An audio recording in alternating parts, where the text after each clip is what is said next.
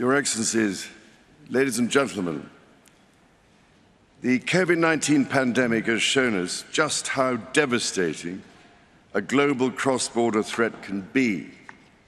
Climate change and biodiversity loss are no different.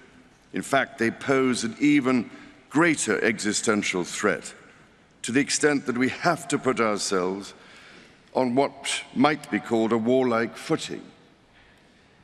Having myself had the opportunity of consulting many of you over these past 18 months, I know you all carry a heavy burden on your shoulders, and you do not need me to tell you that the eyes and hopes of the world are upon you, to act with all dispatch and decisively, because time has quite literally run out.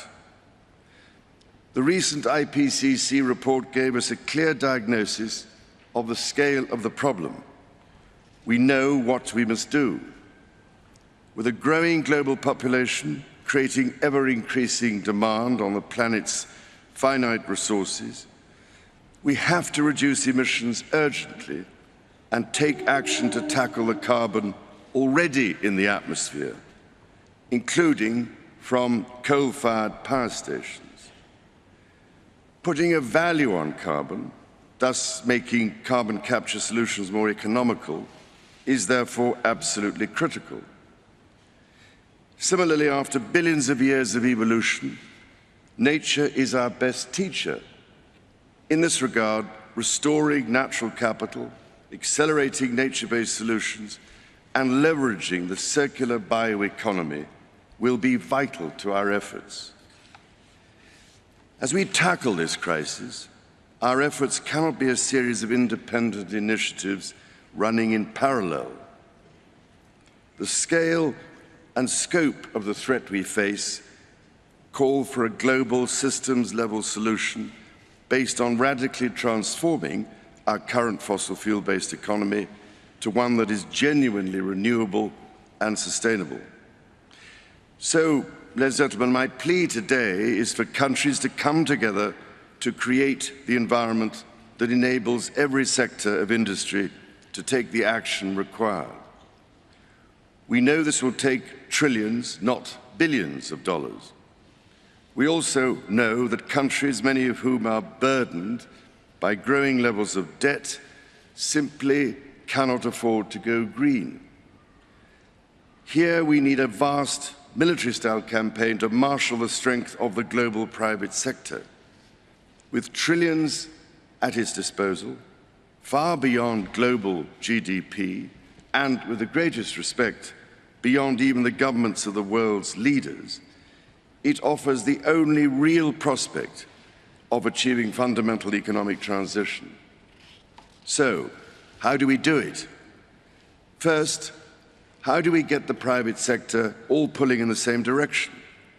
After nearly 2 years now of consultation, CEOs have told me that we need to bring together global industries to map out, in very practical terms, what it will take to make the transition. We know from the pandemic that the private sector can speed up timelines dramatically when everyone agrees on the urgency and the direction. So each sector needs a clear strategy to speed up the process of getting innovations to market. Second, who pays and how? We need to align private investment behind these industry strategies to help finance the transition efforts, which means building the confidence of investors so that the financial risk is reduced. Crucially, investment is needed to help transition from coal to clean energy. If we can develop a pipeline of many more sustainable and bankable projects at a sufficient scale, it will attract greater investment. Third, which switches do we flick to enable these objectives? More than 300 of the world's leading CEOs and institutional investors have told me that alongside the promises countries have made, their nationally determined contributions, they need clear market signals agreed globally so that they have the confidence to invest without the goalposts suddenly moving.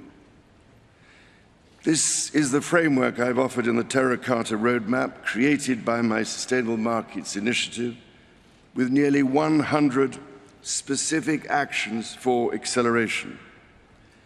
Together, we are working to drive trillions of dollars in support of transition across 10 of the most emitting and polluting industries. They include energy, agriculture, transportation, health systems, and fashion. The reality of today's global supply chains means that industry transition will affect every country and every producer in the world. There is absolutely no doubt in my mind that the private sector is ready to play its part and to work with governments to find a way forward. Your Excellencies, ladies and gentlemen, many of your countries, I know, are already feeling the devastating impact of climate change through ever-increasing droughts, mudslides, floods, hurricanes, cyclones and wildfires, as we've just seen on that terrifying film. Any leader who has had to confront such life-threatening challenges knows that the cost of inaction is far greater than the cost of prevention. So I can only urge you, as the world's decision makers, to find practical ways of overcoming differences so we can all get down to work together to rescue this precious planet and save the threatened future of our young people. Thank you, ladies and gentlemen.